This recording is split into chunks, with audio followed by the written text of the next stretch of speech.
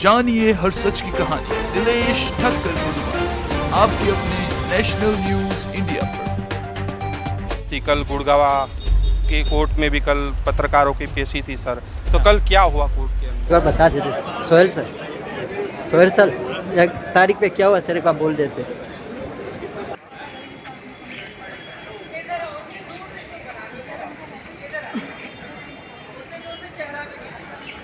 हमको मैडम इतना ही जरूर है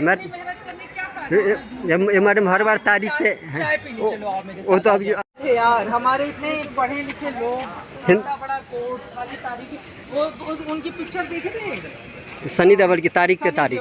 हाँ।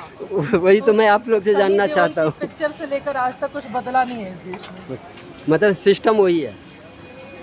क्या बोलना जाए कि डिले जो हुआ है वो कोर्ट के द्वारा नहीं हुआ है। डिले इस केस में पुलिस के द्वारा इन्वेस्टिगेशन के दौरान केस को कई बंद करने की कोशिश कई बार की गई। काफ़ी कोशिश करने के बाद यह केस में चार्जशीट फाइल हुआ। तो डिले पुलिस के द्वारा चार्जशीट फाइल करने में और अलग अलग प्रोसेस पे केस को ख़त्म करने पे किया गया। जब से कोर्ट में ये केस आया है और कोर्ट ने कॉग्निजेंस चार्जशीट पे लिया है, तब से कोर्ट में जो है कार्रवाई बहुत त्वरित चल रही है, हर मुद्दे पे चल रही है। 8 पत्रकार पे चार्ज भी फ्रेम हो चुका है। सारे आरोपी कोर्ट के कानून के तहत प्रक्रिया से उनके द्वारा किए गए गलत कार्य के लिए सजा पाएंगे। गुड़गावा के कोर्ट में भी कल पत्रकारों की पेशी थी सर, तो कल क्या हुआ कोर्ट के अंदर? कल जो है चैनल्स के मालिकों को भी आरोपी के तौर पे बुलाया जाए, डायरेक्टर्स वगैरह पे, उस पे मेरी तरफ से बहस पूर्ण की गई और ऑर्डर पे उसे रखा गया है 4 अक्टूबर के लिए। और पुलिस की इंक्वायरी की रिपोर्ट आई है कि कुछ कागज़ जो गायब हुए थे, तो वह किस कारण से गायब हुए थे, वो रिपोर्ट पे भी कोर्ट अगली तारीख को उसके बाद उसको देखेगी, उस पर संज्ञान लेगी। मतलब जो चैनल के मालिक है उनको भी आरोपी बनाया जाएगा क्या? पत्रकार को आरोपी है ही, हाँ, लेकिन जो चैनल के 2 मालिक है हाँ, उनको भी आरोपी बनाया जाएगा क्या? देखिए, हमारे क्लाइंट की तरफ से, बच्ची की तरफ से और उनके गार्जियन की तरफ से जो मैंने आर्ग्यूमेंट रखा है कि उन्हें आरोपी बनाया जाना चाहिए, कोर्ट ने उसे सुना है।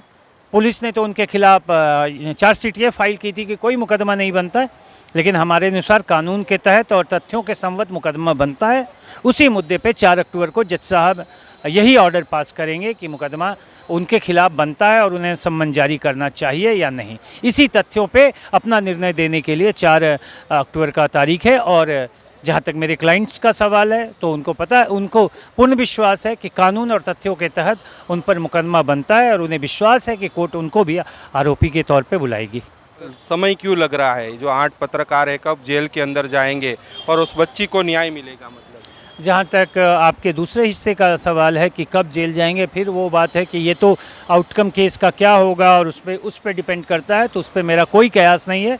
लेकिन जहाँ तक आपने पहला सवाल जो पूछा डिले का, तो बिल्कुल ये सही बात है कि डिले जो हुआ है वो कोर्ट के द्वारा नहीं हुआ है। डिले इस केस में पुलिस के द्वारा इन्वेस्टिगेशन के दौरान केस को कई बंद करने की कोशिश कई बार की गई। एक बार अनट्रेस रिपोर्ट भी फाइल किया गया और काफ़ी कोशिश करने के बाद यह केस में चार्जशीट फाइल हुआ। तो डिले पुलिस के द्वारा चार्जशीट फाइल करने में और अलग अलग प्रोसेस पे केस को ख़त्म करने पे किया गया। लेकिन क्या बोलते हैं, जब से कोर्ट में ये केस आया है और कोर्ट ने कॉग्निजेंस चार्जशीट पे लिया है, तब से कोर्ट में जो है कार्रवाई बहुत त्वरित चल रही है, हर मुद्दे पे चल रही है। 8 पत्रकार पे चार्ज भी फ्रेम हो चुका है। नए लोगों के खिलाफ सम्मन करना चाहिए या नहीं, उस पर बहस भी हो चुका है।